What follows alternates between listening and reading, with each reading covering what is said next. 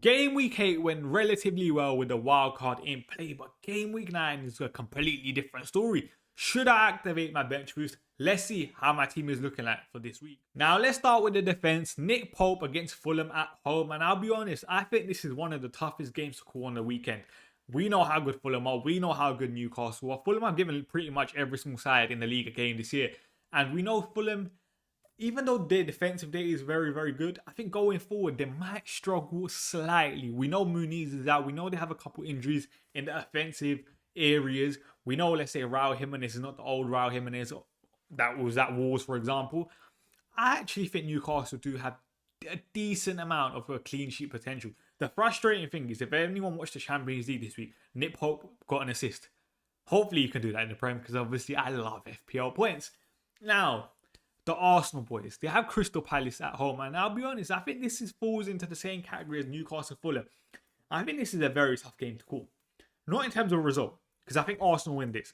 I think stylistically, Crystal Palace are probably one of the only sides in the league that can, let's say, lay a glove on Arsenal, because no one's doing that right now, especially from a defensive point of view. We know Arsenal, once they have the, let's say, mid-block, defensive block settled, incredibly hard to break down. But where you're probably the best chance of you, let's say, getting opportunities is on the transition, on the break. We know Crystal Palace are relatively strong in that. We even saw it, let's say, last year in the FA Cup final. Mateta, Sarr running off, Munoz running off. That's probably going to be Crystal Palace's best chance of hurting Arsenal. But at the same time, Arsenal just seem immovable. Is that even the word? I don't know, but you know what I mean. Arsenal are just impossible to score against. And I was looking at Rob T's clean sheet odds for this week. Arsenal have a 44% chance of keeping a clean sheet. That is incredible, because we know, we spoke about on the channel, Crystal Palace have created the highest XG of any single side in the Premier League.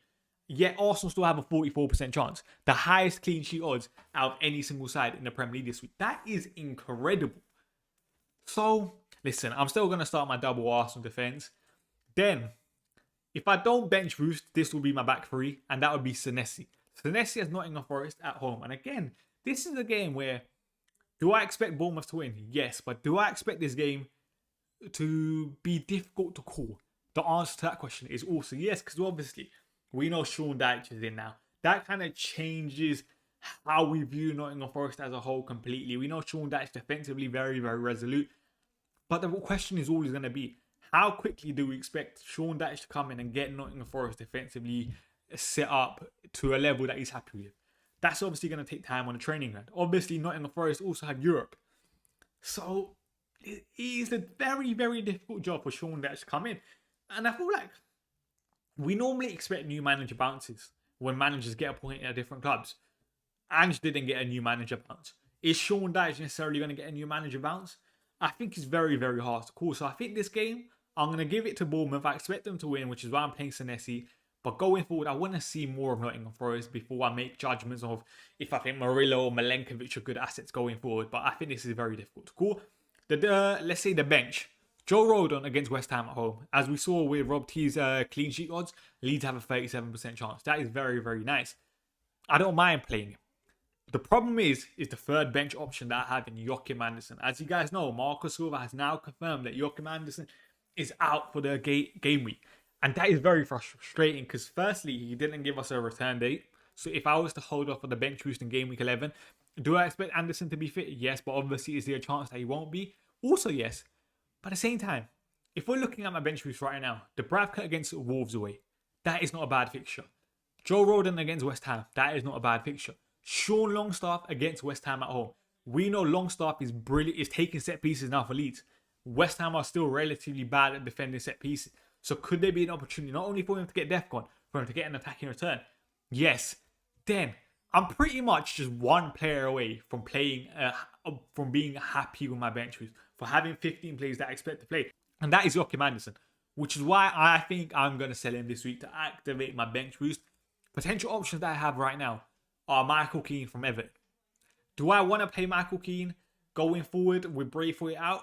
It's not a bad option, especially considering if Braithwaite's out until, let's say, after Christmas, after let's say, AFCON, after we get the 5 subs, I could obviously take Michael Keane out in the future. He also has a good game week 10 fixture.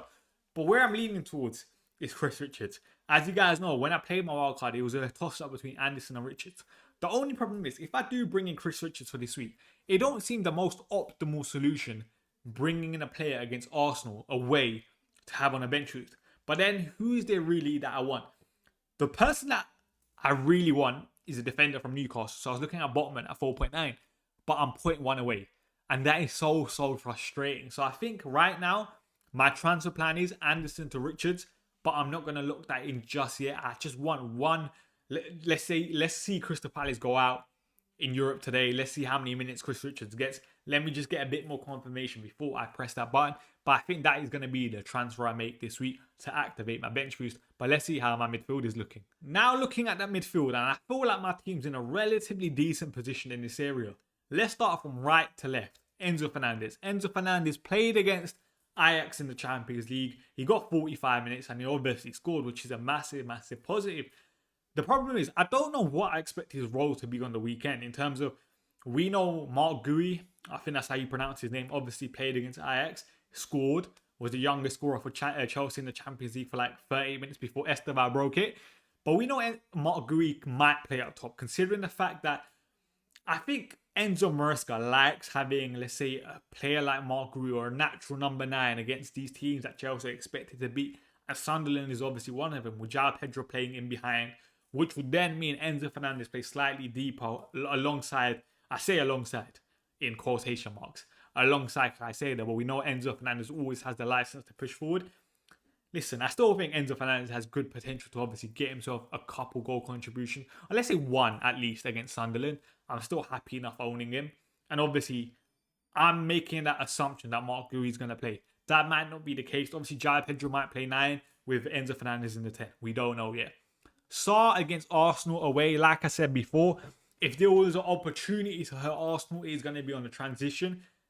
It's probably going to be Sarr, more than likely, which is why he's going to play for now. I actually don't think, if I don't play the bench boost, I might just play Joe Rodon ahead of him, just because I expect Arsenal to keep. I just can't imagine a team scoring against Arsenal right now. That's how good they are defensively. Semenyo against Nottingham Forest, like I said, I still expect Nottingham Forest to be defensively more resolute, but at the same time, Bournemouth, the way they're playing, Semenyo, the way he's playing, I expect goal contributions. And I think, I'm not too sure how I feel when Krupi Jr. starts, because I feel like Krupi Jr., by the way, is more of a, let's say, a natural number 9, more goal-scoring instincts. Evan Olsen is obviously more of a link man, hold people off, link-up play with obviously the wingers. I feel like playing Evan Olsen helps Semenyo. Krupi Jr., I'm not too sure has the same effect on Semenyo. But at the same time, last week, Semenyo could have easily got 2 goal contributions. He was very, very unlucky. So I'm still relatively happy owning him. I just don't think he has that whole potential maybe now that Krupi Jr. is playing. But as we know, Nottingham Forest are still not very good from what we've seen if we're looking at the previous data. But it might change. Saka against Crystal Palace at home. Like I said before, I expect Arsenal to break down Crystal Palace. But at the same time, it's going to be very difficult. I don't expect a big haul from Saka. If he gets 1 goal contribution, I'm happy. Hopefully he gets DEFCON again. As I said before, this is going to be a difficult game, but I'm still relatively happy with that midfield. Now, let's look at the attack. And when I mean let's look at the attack, there's only one man that we have to look at, and that is you, João Pedro. You have to perform this week, otherwise you are going to be out my side. Adios. Listen, João Pedro has the perfect opportunity to perform against Sunderland at home now. As we know, Sunderland also have Alderweireld out. He has to follow concussion protocols. So on paper, Sunderland have a, let's say, weekend backline. João Pedro's had a 4-week rest. He might even be playing in the number 10 role if Mark Gui starts up top. All the circumstances or like the environment around João Pedro might be perfect this week. So if he doesn't perform, he might just have to go. Because we know Mateta, game week 10 is going to be knocking on the door when Crystal Palace's fixtures turn after the Arsenal game. So if João Pedro does not perform this week, he is going to be out. Waltemard against Fulham. This is, again, like I said, is a very difficult game. I wouldn't be surprised if Fulham keep a clean sheet, by the way, because as we know, Newcastle, after a Champions League game, sometimes they set up a bit more defensively resolute, trying not to get beat rather than trying to win a game, if that makes sense. And listen, Waltemard, he got good minutes again in the Champions League, which is good and is bad at the same time. I don't know how to process that necessarily. It's a difficult game. I'm not expecting anything big from Baltimore. But to be honest, he could have Burnley away or Burnley at home. I still wouldn't expect anything big because, as I said, I don't look at Baltimore. I think explosiveness and whole potential. And now my captain this week is Erling Haaland. Of course it is. Who else would it be? Listen, Aston Villa away. Aston Villa have kind of turned it around. Obviously, I'm recording this before they play in Europe today. Aston Villa have won 5 games in a row, which we know is a very, very difficult task. But at the same time, I've said this before, Unai Emery has the capability to set up very, very defensively resolute in those one-off games. I think Aston Villa might make it very, very difficult for Manchester City potentially to break them down. But at the same time, the reason why I'm still going to captain Erling Haaland is it seems like his goal share in that Man City side is so high. Every single time you see a notification saying Manchester City have scored, the chances are Erling Haaland is definitely involved 90% of the time. Which is why, listen, I think this might be a low scoring game. I don't expect City to blow away Aston Villa by, let's say, more than 3 goals. But if Manchester City score 2, which is what I expect, there's a good chance Erling Haaland might be involved in both of them. Which, you know what, as my captain, I'm fine with. Erling Haaland will definitely be my captain. And listen, there's not really anyone else I want to captain this week. It's going to be Erling Haaland, no debate about it. And that's how my team is looking like for game week 9. Listen, make sure you guys like the video, subscribe to the channel, and comment your thoughts on my team. And if you will take out your commanders and for who is the main thing.